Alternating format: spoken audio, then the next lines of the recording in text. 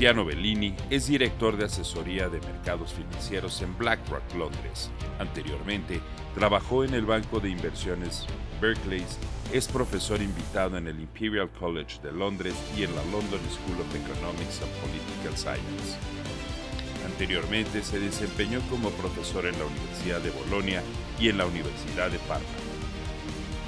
Welcome to this interview at the Risk Management Trading Conference 2022 by Riskmanics.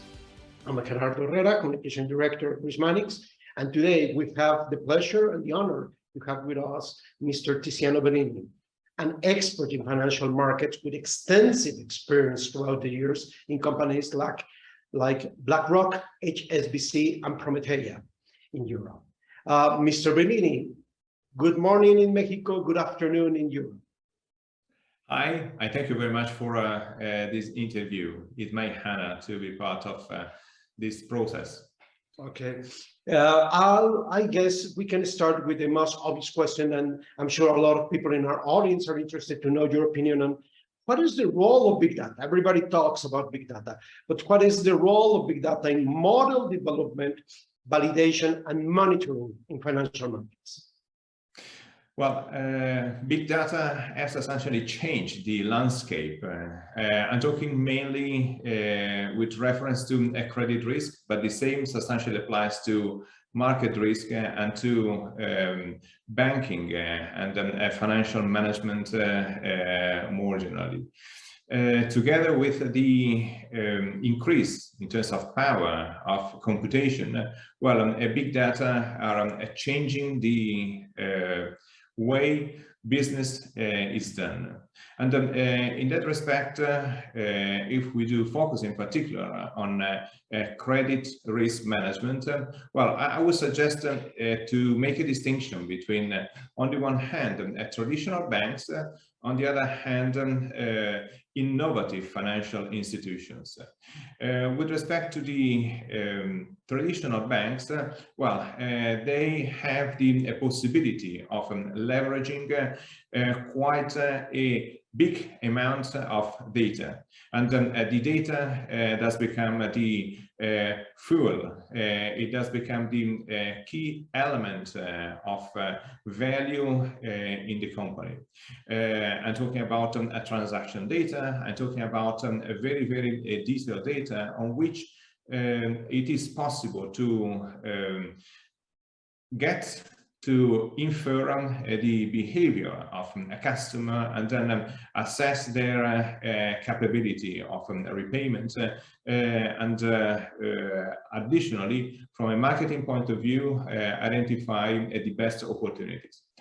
With respect to innovative financial institutions, well, if we look at the plethora of new entities that are growing all around the world with reference to retail financing or financing of a very small business, and where usually information is not available, then big data do become crucial in order to collect the minimum required information for getting an understanding of the capability of the counterparty to make repayments and to be profitable going forward.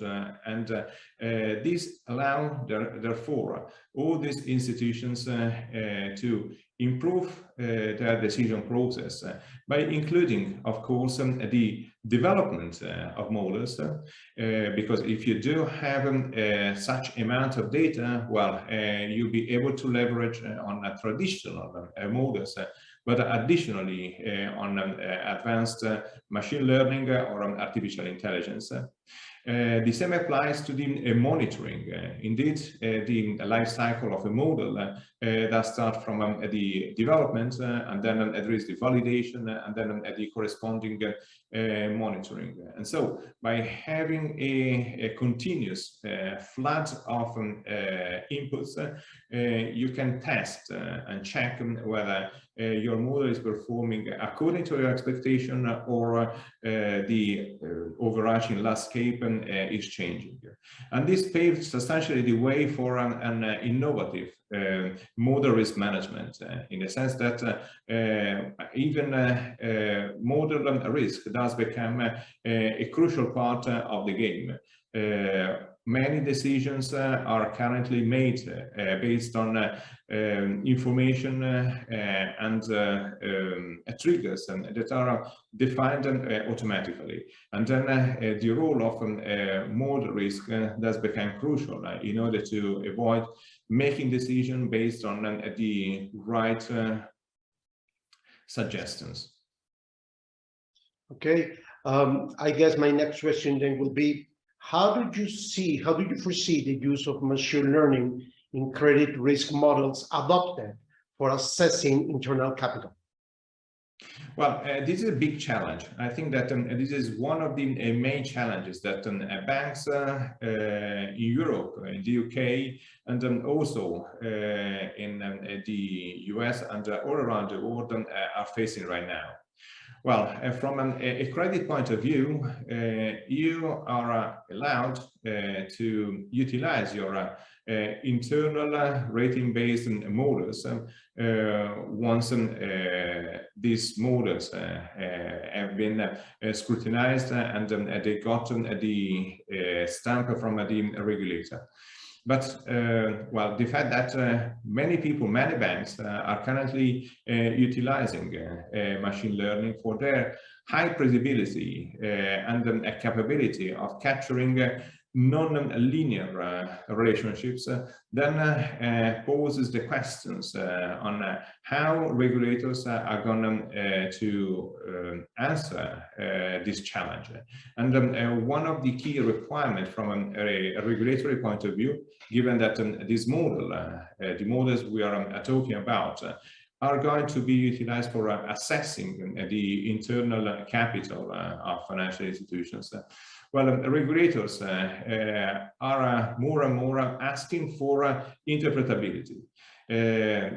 Users of machine learning, artificial intelligence, and advanced modeling are required not only to utilize in an expert way black boxes, but they are required to provide justification and interpret the outcomes they do provide. So the next step is essentially to make these black boxes to talk freely and to be not only black box, but an open box, which is capable of helping people in making their decision, both from the regulated entity as well as the regulator entity.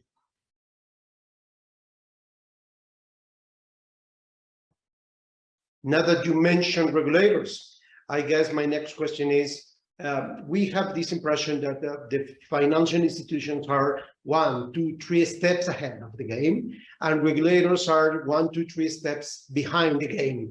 How do all these trends, machine learning, artificial intelligence, change the relationship, the interplay between financial institutions and regulators? Well, the world is changing. The recent pandemic did bring to the attention of all participants to the market the need to move forward, to move toward a, let's say, next generation of risk management. And in that respect, both practitioners on the business side as well as regulators need to catch with the innovation. As I was mentioning, COVID-19 did introduce something that was not expected before. Even we experienced in the past some crisis. We can remember the 2007-2009 crisis. Well, this crisis was new, but it was not too dissimilar compared to other extreme events. COVID-19 did introduce something completely new, unexpected, and unprecedented. And so the fact that history is not a future did come up with a clear light.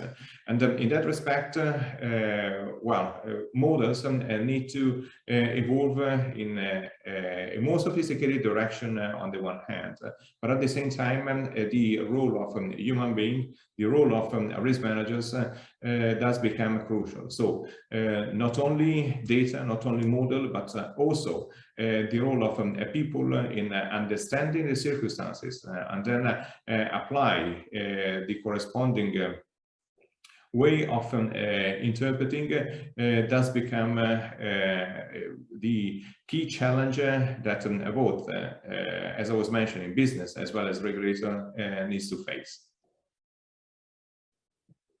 Now, you just mentioned COVID-19. We lived through unexpected singularities.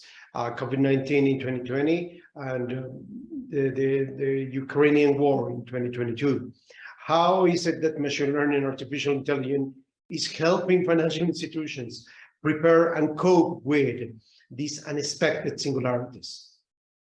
Well, I think that machine learning and artificial intelligence are capable of dealing with big data, as we were discussing earlier.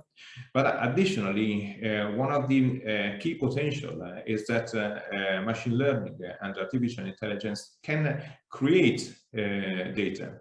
They can mimic what did happen in the past. They can learn what did happen in the past.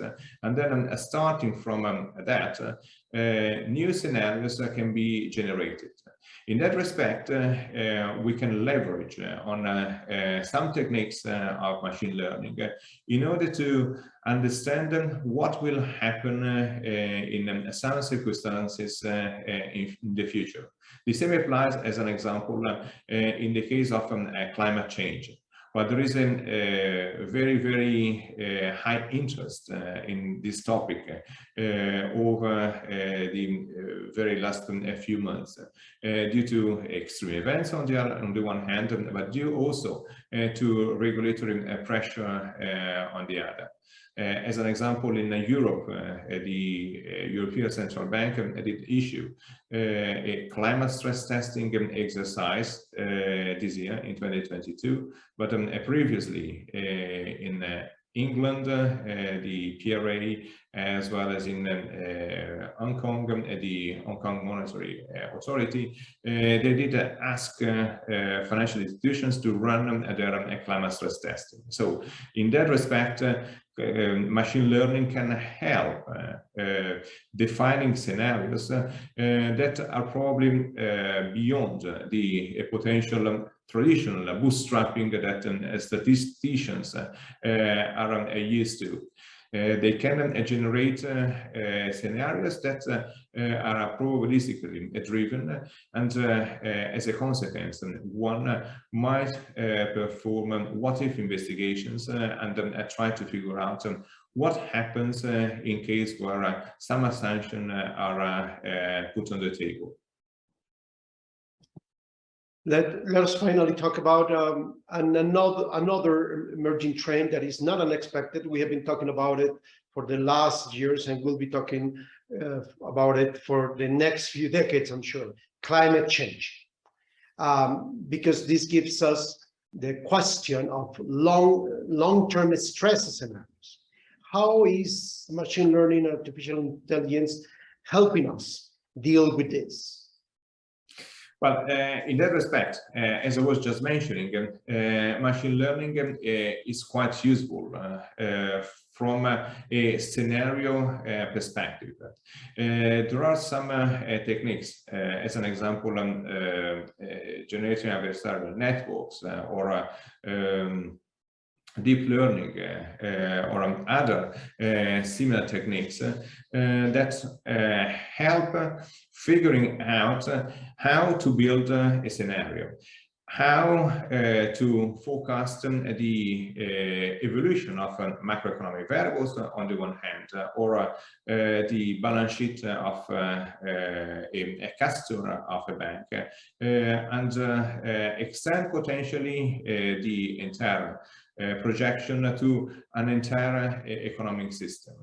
So if it is hard for one human being to think of all potential linkages in a network, well, machine learning can potentially do that for us, and based on the identification of some working hypotheses, well, scenarios can be defined, the potential behavior of economic operators can be tracked, and as a consequence, even in very adverse conditions like stress test scenarios, or orderly, disorderly, hothouse world, as in the recent climate stress testing exercise, well, in all these circumstances, we can benefit from having the possibility of generating the data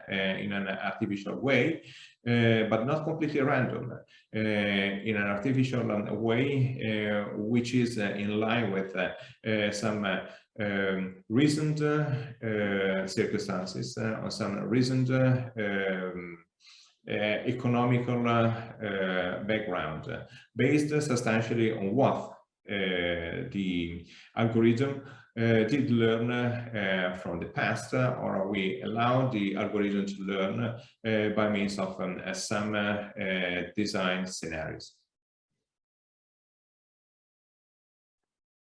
Thank you very much, Mr. Bellini, for your answers. I guess my last 2 points that I would like to touch upon with you is, given all these perspectives, the unexpected singularities like COVID-19 and the current war, the long-term scenario that the climate change is opening up for us, how important is continuous education and continuous actualization from people in the financial markets? Well, the recent experience tells us that, as I was mentioning earlier, past is not future. And well, we live in a global environment where innovation and new discovery do become part of the day-by-day life for everybody of us. And so, despite what did happen in the past, where it was difficult to change how business was made, it was difficult to communicate with other operators. Well, now everything is getting very, very quick, very, very fast. As an example, 10 years ago, nobody was talking about Python, or this was a very, very restricted context where some IT guys were discussing how to implement routines and so on and so forth. Nowadays, for all people who get closer to finance, Python does become the reference point, even for traders, or for having to deal with a very, very small data set. You can leverage on tools which are more and more accessible and easier to understand. You simply need to Google some words, and you will have an entire community helping you to understand what to do. As a consequence, education is fundamental. Given that the world is changing so quickly, you need to follow its pace, or potentially to anticipate trends.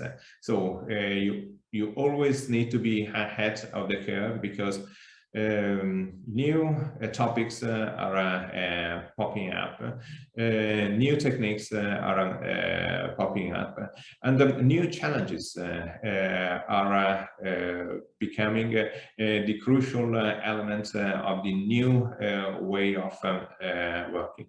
At the same time, I would expect people not only to be innovative, but to be passionate about what they do, because without passion, it's very difficult to be always ahead of the curve. Thank you for your comments. And finally, you have just been at the Risk Management Training Conference 2022. What has been your opinion of the event, of the attendance of the class that you gave in the event? Well, from my personal perspective, it has been an amazing experience. I was teaching at two different training courses, one of them on machine learning applied to credit risk management, and the other one related to climate change and stress testing.